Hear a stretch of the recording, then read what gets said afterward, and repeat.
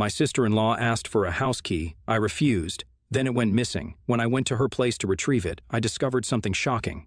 I recently got married to my boyfriend of 6 years. We're both 27, and while things have been a little tough on us because of COVID setting our careers back a little, we are figuring out everything together. My husband does not have the closest relationship with his family. He never told me any details as to why he is not close with them, but based on whatever bits and pieces I have understood, it is that my husband and my sister-in-law have some issues between them that led to the in-laws being forced to take sides. Because both of them took my sister-in-law's side, my husband has not been close with them ever since. If I can be honest, I was not bothered about it much. But as I am from a big family, and my husband was invited to those events often because we had been together for so long, I would often notice that my husband would end up becoming quiet, sad, and depressed after these events. When we tried to have a conversation about it, he never really opened up much, just told me that he wished he had a better family. I understood that he wanted a close relationship with his family, or a better relationship with his family, but I also did not want to do things without his permission. Whenever I offered to reach out to his family on his behalf, he told me that he does not want to do things yet. He kept insisting that there would be a better time, and I never knew when that time would be. At one point I was convinced that it would be at our wedding, but when we got married, it was a small ceremony to which our close friends and family were invited, and he did not invite anybody from his side.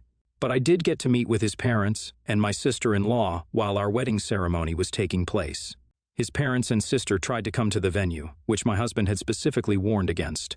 When they did successfully enter the premises, they created a huge scene, painting my husband as the bad guy for never replying to messages, picking up calls, and coming to pay a visit while my mother-in-law was going through cancer. My husband rigidly told them to leave and that they were not welcome there. While this was all happening, my sister-in-law was standing in a corner and watching everything unfold. When her eyes caught mine, she gave me a small shrug like, "What else are we supposed to do?"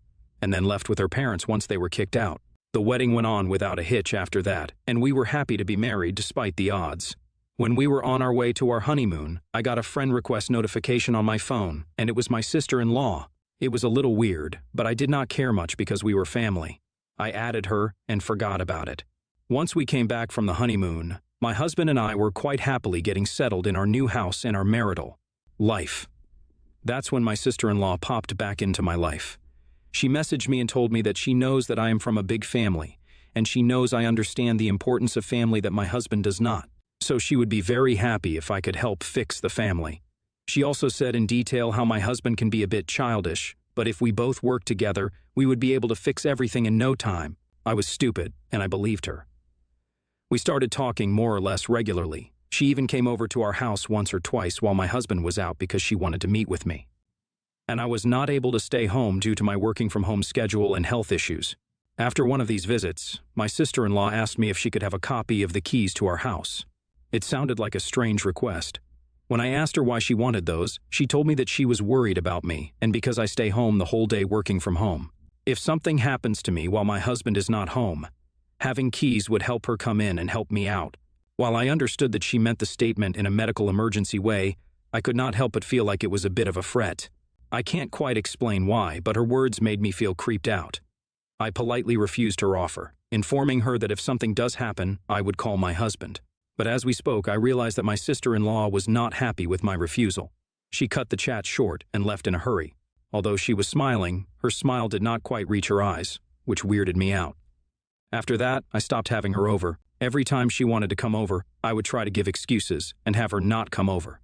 But one day that did not work at all. She came over, and I was on high alert the entire time. She left after staying over for tea, and when she left I felt so much better. But that feeling did not last for long when, a few days later, I could not find my house keys in the place where I usually keep them. Panic set in, and I decided to go over to my sister-in-law's place to get the keys back.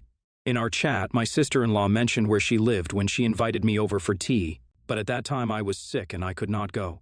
The moment my husband came home, I got into my car and drove over to her house. I knocked on the door, and a man opened the door. I asked him if I could speak with my sister-in-law. The man politely told me that nobody by my sister-in-law's name lives in that house. I told him that I was given the address by my sister-in-law and showed him her picture. He looked at the picture and told me again that my sister-in-law does not live there, and I have the wrong address. That was incredibly suspicious. I messaged her casually, asking her what her address is, and she told me the same address as before. By this time, I was completely panicking. I came home and tried my best to be my usual self, but I knew I was jittery. My husband noticed it straight away.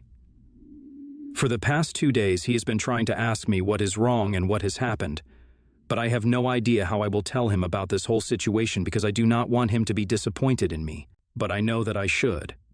I keep wondering if I was the asshole for starting the whole communication with my sister-in-law, because if I had not done it, I would not have lost the keys this way. But I just wanted to help. I will tell my husband about the whole situation. I read everything that you all said, and I do agree that I was incredibly stupid for hiding things from him. I should have told him about it regardless. I know why you guys are calling me the asshole, and I also understand everyone who is calling me not the asshole. I will do the right thing tonight, do not worry, and I will update you guys accordingly. Thank you regardless for being genuine and showing me the error of my ways. So, the conversation went better than expected. Once my husband was home from work, I told him that I had something to tell him. He looked relieved, and once we were both comfortable, I told him everything. I told him how his sister-in-law messaged me after our honeymoon, and how she told me that I can mend the family by staying in touch with her and slowly allowing her and his parents back into his life. I told him that I did not mean to hide it from him or go against him, but that I was scared he was going to stop me from doing anything since he was constantly refusing to tell me what his issue was with his family. I thought that perhaps I could mend the relationship now because we are both 27. He listened to me saying everything without interrupting me, and once I was done, my husband told me that he was disappointed in me for hiding this thing from him for as long as I did. He told me that I should have asked him what the whole thing was and he would have told me everything. Now that we are married, he did not feel comfortable telling me anything before we were married, because he was not sure when his family would try and poison my heart against him. When I told him I could not quite follow along, he gave me the full details. My father-in-law is an extremely narcissistic and abusive man. He has always been that way, and he never cared much about anything else in his life except himself. My sister-in-law inherited that trait from my father-in-law. She is a narcissistic and charming person, who on the surface might seem like an extremely sympathetic and genuine human being, but in reality, she is a selfish person. My husband knew about it from the moment he became aware of the environment he was in.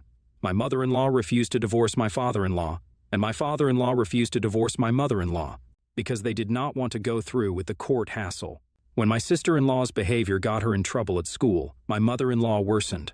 My sister-in-law became more and more aggressive, mean, and rude over the years.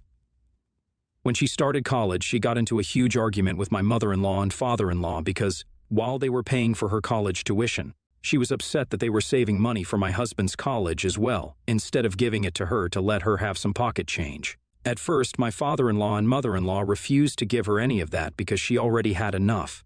But then my sister-in-law told them how my husband can simply work his way through university, as my father-in-law did, and because he is a man, while my sister-in-law herself is way too delicate to do those works. After that, my husband's college fund started to get depleted. My husband was not informed about this, and he just knew that there was money moved aside for him. When it was time for admissions, he learned about this whole thing. And when my sister-in-law told him that he could just work his way through college, that is when my husband decided to go no contact with them. He started going no contact from the moment he moved out, which was when he was 19. But the whole thing became pretty set in stone when my husband was 23. Hearing all of this made me realize how stupid I was for even allowing my sister-in-law in the house. My husband also explained that over the years there had been several times when my mother-in-law had contacted him asking to borrow money, even though my sister-in-law was seemingly well off. But that was when he learned from their cousin that my sister-in-law was abusing substances. While she may not look like a drug user, she has been abusing substances for a while. That was when I connected the dots regarding the keys. My husband told me to call the locksmith ASAP, get the locks changed, because we have no idea when my sister-in-law might try to get in. I blocked the contact and social media of my sister-in-law right then and there, just so that she could not contact me anymore. We got the locks changed, as I mentioned in the last update. Once it was changed, I felt so much better about the whole ordeal. As my job requirements changed, I had to start going back to the office to work every Wednesday and Friday. And one of those Fridays when I came home, I saw my husband was already home. Turns out that our neighbor, this lovely old lady, was out doing things in her garden when she saw a suspicious young lady trying to get into our house. The description of that lady matched my sister-in-law very well. The lady decided to call the cops on her, and the cops did manage to get her detained. My husband has decided not to press charges, but he has decided to apply for a restraining order to make sure of our safety. I could not have been stupider when it came to trusting anyone. I will go with not the asshole, because you did want to help your husband. but you are bordering on a little bit presumptuous. If you care about the well-being of your husband so much, then why don't you tell him about everything instead of hiding things from him? I am sure that it would hurt him more learning that you were hiding things from him than learning that you were talking with his sister. Ita, only the presumptuous. You are actively going against your husband's wishes to fulfill your wishes, and you are hiding everything from him. He does not want to be in touch with his family. Why can you not respect that? My male 71 and wife Karen 78 female leave for Florida in late October and live in Connecticut for the summer. Kara, my daughter, and her husband Sean live in Massachusetts. Kara is pregnant with their first child, due in March. In September, my stepson gifted new floors to Kara and Sean for their kitchen. I offered to help with the installation. Their home is over 100 years old. I'm not a contractor or a carpenter, but I am good at home repairs. I was supposed to only install the floors, but during demo, I encouraged them to demo some cabinets so the flooring lay down better. I said I would help with prep on weekends and come back from Florida in November to assemble new cabinets and install them. They agreed. They are new homeowners and not handy, but were eager to work. The walls ended up being covered in rotting horsehair plaster, which was a surprise. When the weekend ended, there was no stove hookup. Floors were 10% installed, and it was a bit of a mess. I left it to them to plaster the walls that week, and I'd come back next weekend. By Tuesday, Kara and Sean called in a panic, saying the plaster was a disaster, and Kara was afraid of the stress of her pregnancy. I told them to wait. Kara told me she felt misled and that the project spiraled out of control, and asked me to take ownership, not financial, for my hand in their issues. I told them they made their choice to demo and it's not my house. They paid me for my help and hired a contractor. They said I'm not able to commit to a project of this size. I work full-time and help my stepson with his flip, and didn't believe I would come back to help after leaving for Florida. And Kara is uncomfortable with working during pregnancy, all to which I disagreed. I was hurt they fired me, and still am. It's been weird since. I have not reached out to ask about the kitchen or the baby, though they provided scattered updates on the baby, and Karen asked about the baby a few times. Recently, Kara reached out, saying this has been terrible. They had to pull permits from the town. They haven't had a stove or sink in months. Kara said she feels I don't care about her health and our grandchild, as I have not checked in, that I didn't take ownership. I laughed and told her I would have had it all done by now. She sent a text telling Karen and me not to speak to her and that she is upset. Karen RSVP'd no to Kara's shower in January and canceled our trip without telling them. Sean reached out asking us to reconsider, saying they will only become parents once, and Kara is 6.5 months pregnant and didn't mean what she said. He offered to pay for our tickets to come. Karen and I have been firm on our stance. However, we told them to let us know well in advance, and we can visit in March, before after the baby. Kara is devastated, but Karen and I were only trying to accommodate her wishes. I think I may be the asshole for canceling my trip knowing Kara is stressed and pregnant. So, am I the asshole? YTA on so many levels. First, as you said, you are not a contractor or carpenter but are good with home repairs. You encouraged them to demo their kitchen, only installed 10% of the floors before leaving. Kara has every right to be upset, and she's not wrong. You made a mess of their house and then backpedaled by basically saying, oh well, not my problem. I personally wouldn't want anything to do with you, but they want you at their baby shower. Go and apologize. I have 3 kids. My husband and I worked hard to raise them and get them to be productive adults, and they are. I'm proud of all 3. They were great kids and have become pretty good adults if I do say so myself. When my oldest daughter married a widower who already had a 2-year-old child, my husband and I put money into an education fund. We did the same for every biological grandchild. We know a little about investing and compound interest. By starting early, we can invest a little bit each month, and by the time they graduate high school, we are able to provide each one with enough money for a good start in life. My oldest grandchild just graduated from high school. We were able to let them know that after scholarships and everything were taken into account, they would be graduating debt-free. We don't give any of them the money. We pay for tuition and fees and such. We learned our lesson from our youngest, our only son. We gave him the money like we had for his 2 older sisters. He had scholarships as well, but he blew through the money we gave him and chose to become a tradesperson instead. He does very well and now owns his own successful business.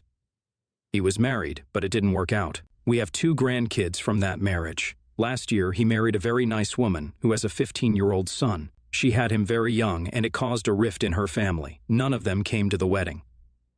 My son approached us about money for his stepson's education. After my husband and I discussed it, we said that we could afford to give him $5,000 to help out, but that was it. My son is very disappointed. He knows that all my other grandkids have enough money in their accounts to pay for at least 2.5 years of in-state tuition and expenses. He makes good money, but he also likes to spend it on toys and vacations. I don't think that he or my daughter-in-law have anything put away for his stepson. That is why we offered the $5,000. My son and his wife are planning ahead for when he graduates in June, and they are still complaining that I'm treating him differently from our other grandkids. I know that we are, but we didn't have almost 2 decades to save for him. That $5,000 came out of my fund for when I need to replace my car. My son and daughter-in-law are not spending their money on toys and vacations. I may have put that badly. The reason that my son doesn't have a lot of savings to pay for his stepson's education is because of how he chose to spend his money prior to getting married. I hope that is clear now. I have talked to my husband and son. My son wants me to take money from all the accounts and make one for his stepson. We offered to split the 2 accounts we have for his biological children into 3, and split the $5,000 into them, and we will continue to contribute to the accounts until they get used. He seems unhappy with that option. Ente, you didn't have a 15-year head start to save for this grandchild the way you did for others. He can be upset that his kid won't have the same head start, but he can't be mad at you for not being able to offer more now. It's up to him to provide.